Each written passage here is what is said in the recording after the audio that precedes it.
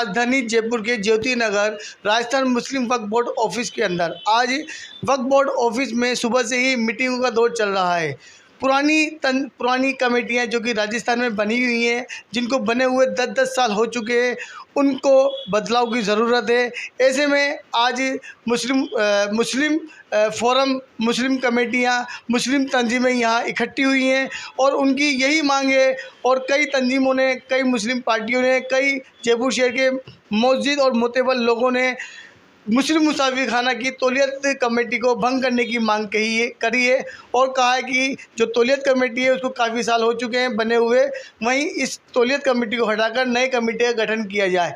आइए हम बात करते हैं राजस्थान मुस्लिम वक्फ बोर्ड के चेयरमैन डॉक्टर खानू खान बुतवाली से और राजस्थान अल्पसंख्यक आयोग के चेयरमैन रफ़ीक खान से और जानते हैं कि आज की मीटिंग का क्या फैसला है। आपने इसे क्यों बोली?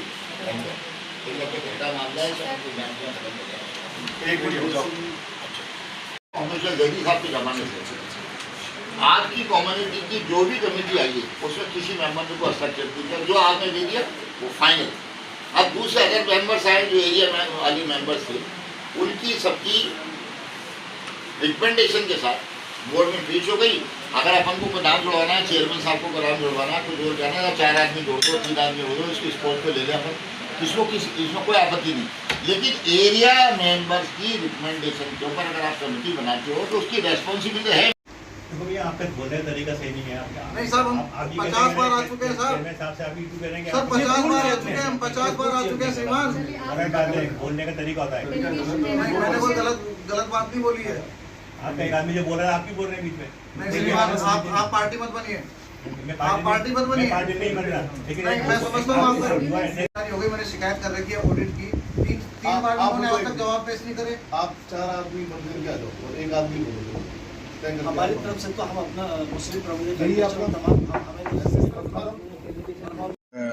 मीटिंग है वो बड़ी शानदार और अच्छी मीटिंग हो, जिसमें जो निर्णय जो हमने एजेंडा था उसमें सारे एजेंडे में सर्वसम्मति। और अभी बोर्ड की कमेटियों का एजेंडा जो चल रहा है, अभी शुरू है बोर्ड की कमेटियां बनने पे हर मेंबर को जिस तरह से जो कमेटी आई हुई है उस पर डिस्कशन, किस तरह से हर कमेटी में 1-2 वकीलों को रखना है, 3 वकील को रखना है। वहाँ वकीलों का भी एक लीगल एडवाइस भी होना चाहिए, जिससे हमें वहाँ लोकल लेवल पे किसी तरह की समस्याएं नहीं आए, जिससे समाधान किया जा सके। और कहीं पर भी ऐसा आरजी मुतवली कोई वर्ड नहीं होता है। जो भी बोर्ड और बोर्ड के लीगल कॉन्स्टिट्यूशन में ये तय किया गया है कि बोर्ड में आरजी मुतवली नहीं है तो वो आरजी मुतवली नहीं रहेगा। कितनी कमेटियां हैं जिनको चेंज किया जा सकता है या डिस्कशन? देखिए अभी डिस्कशन चल रहा है, ये अभी मैं फाइनल नहीं कह सकता आपको, अभी थोड़ी देर में ही आपको क्लियर कर दूँगा। देखिए ऐसा है, वक्फ बोर्ड की मीटिंग थी, अभी तक जो डिस्कशन और डेलिब्रेशन हुए हैं वो पिछले एजेंडाज पे, जो पिछली मीटिंग का एजेंडा अप्रूव हुए थे और उसके जो मिनट्स थे उन पे डेलिब्रेशन डिस्कशन हुए हैं। अब कमेटीज़ पे चर्चा की जा रही है। अभी कमेटीज़ के बारे में राय मशवरा करेंगे सब लोग मिलकर के।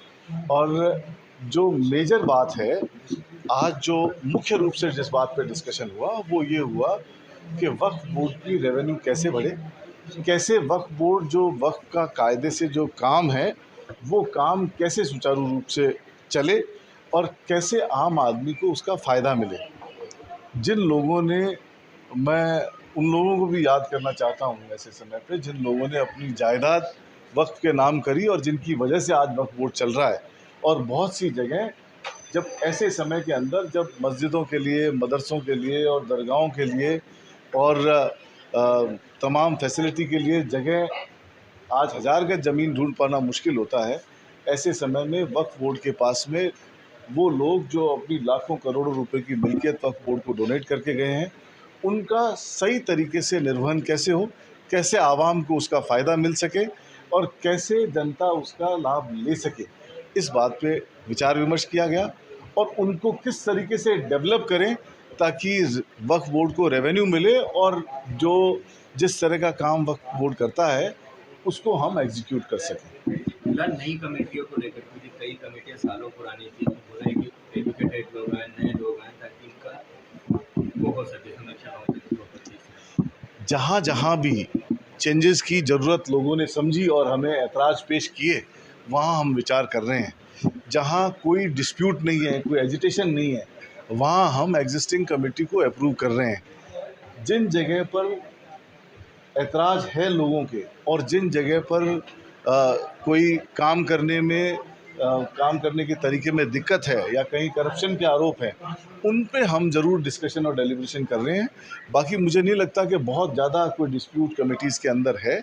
वक्फ बोर्ड बहुत अच्छे से काम कर रहा है और मुझे पूरी उम्मीद है कि आने वाले समय में आप देखोगे कि आज तक की हिस्ट्री में जैसा काम वक्फ बोर्ड इन सालों में करेगा शायद ही कभी हुआ होगा। हम कोशिश करेंगे कि एक मील का पत्थर साबित करके जाएं, इस टेन्योर को ऐसा टेन्योर बनाएं कि इतिहास में नाम दर्ज हो कि वक्फ बोर्ड के इस टेन्योर में बहुत आला दर्जे के काम हुए, चाहे वो एजुकेशन से रिलेटेड हो, चाहे वो मस्जिद और मदरसों की देखभाल और ईदगाहों की देखभाल, कब्रिस्तानों की देखभाल से रिलेटेड हो या डेवलपमेंट से रिलेटेड मसले हों, सभी पे हम विचार विमर्श करके काम करने की कोशिश करते हैं। वक्फ बोर्ड में क्या होता है, ये हमने जिसकी शिकायत की है उसी को ये सदस्य बना रहे हैं। वक्फ फूट हो रहा है। नहीं मैं बताऊंगा, पत्रकारों को भाई साहब छाप देना आप सब। देखिए ऐसा है, हाँ जी, फेडरेशन हमारा आ रहा है, वो हो जाए फिर आप अपनी बाइट जी। कि एक मीटिंग रखी गई है, तो आज हम मुस्लिम प्रोग्रेसिव फेडरेशन और जयपुर राजस्थान के कई डिफरेंट अलग अलग संगठन और तंजीमें यहाँ पर आए हैं और अलग अलग लोग भी यहाँ आए हैं, जिसमें वकील लोग भी शामिल हैं, दूसरे भी लोग शामिल हैं। हम तमाम लोगों का ये मुतालबा है कि राजस्थान में और जयपुर में भी जो तौलियत कमेटी बनी हुई है जो गलत है। तौलियत कमेटी जो है उसका मतलब ये होता है कि आजीवन ता हयात तक वो कमेटी काम करती रहे, जो बिल्कुल कंसेप्ट गलत है। ये वक्फ के हित में भी नहीं है, वक्फ के ख़िलाफ़ है और जो वक्फ की जो वाकिफ़ की जो मंशा होती है उसके ख़िलाफ़ भी है। और वक्फ एक्ट के अंदर भी तौलियत कमेटी जैसा कोई कंसेप्ट नहीं है।